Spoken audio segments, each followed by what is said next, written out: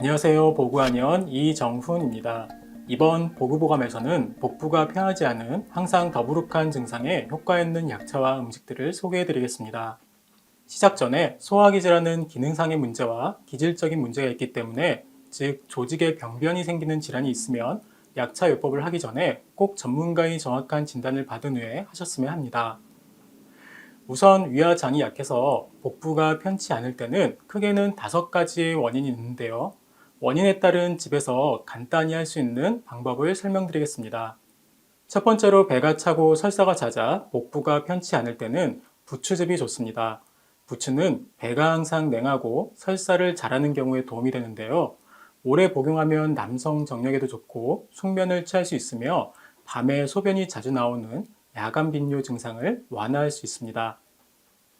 복용하시는 방법은 신선한 부추 30g을 깨끗이 씻어서 물기를 뺀 다음 분쇄기로 갈아서 즙을 내고 식간으로 20에서 30ml 정도 복용하시면 좋습니다. 부추즙 맛이 없어 드시기 힘들 때는 물 120ml 정도에 꿀을 한 스푼 타서 달달하게 한 후에 부추즙을 섞어서 함께 마셔도 좋습니다. 두 번째로, 복부가 더부룩하고 헛배가 불러 항상 소화가 안 되고 손발과 복부가 찰 때에는 회양차를 하루에 2번 정도 마시는 게 좋습니다. 회양은 조금 낯선 약재일 수 있는데요. 회양풀의 씨앗인 회양씨를 말려서 만든 차입니다. 주로 유럽 지역에서 재배되고 지중해 연안, 그리고 중동 지방 등 다양한 곳에서 재배되고 향신료로도 이용되는 약재입니다. 단, 회양차는 향이 독특해서 호불호가 갈리는 차 중에 하나입니다. 하지만 맛과 향과는 별개로 몸에 좋은 성분들이 많이 들어있어서 건강관리용 차로 많이 이용되고 있습니다.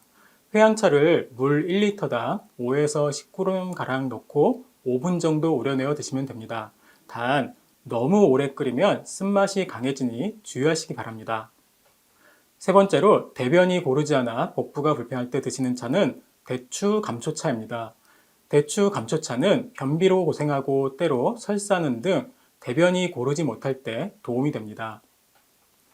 대추 감초차는 자양강장 효과도 있으며 마음이 안정되는 신경 안정제의 효능도 있습니다. 만드는 방법은 감초 5g, 대추 6g, 통밀 20g을 물 500ml로 끓여서 한 3분의 2 정도로 줄여서 끓인 물을 하루에 2번씩 나누어 마시면 됩니다. 네 번째로, 식욕이 없어서 위장의 연동 운동이 잘 안 되어서 복부가 불편할 경우에는 산수유차가 좋습니다. 이런 경우는 우선 식욕을 돕는 차가 필요한데요. 70세 이상의 어르신들 중에 위장의 연동 운동이 잘 안 되어서 복부가 불편해서 밥맛이 없다, 식욕이 없다 하시는 분들께 좋습니다. 그리고 많이 날씬하고 근육이 없고 배에 근육이 거의 없어서 아랫배가 나오고 식욕을 잘 못 느끼는 여성분들에게도 좋습니다. 산수유차는 입맛이 별로 없어서 밥을 잘 안 먹는 경우에 좋은데요. 산수유차는 식욕만 증진시키는 것이 아니고 감기를 달고 살 때에도 좋습니다. 심신이 피로하고 무기력하며 머리가 멍할 때에도 산수유차 한 잔은 큰 도움이 됩니다. 산수유 12g을 물 500ml로 끓여서 한 3분의 2 정도 줄어들면 하루 2번 나누어 마십니다.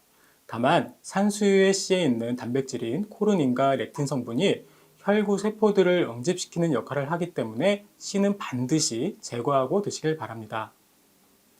다섯 번째로, 대변의 양이 적어서 배변을 잘 하지 못해 복부가 편하지 않고 더부룩한 증상에 도움되는 차는 모과차입니다.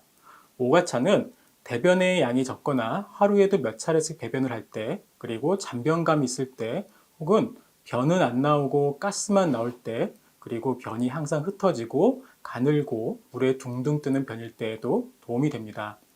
모가 12g을 물 500cc로 끓여서 반으로 줄어들면 하루 동안 여러 차례 나누어 마셔도 좋고, 모과가루를 1회에 4에서 6g씩 공복에 따뜻한 물과 함께 복용하시면 좋습니다. 위아장이 약한 경우와는 다르게 스트레스로 인한 교감신경 항진으로 배가 아픈 경우도 있는데요.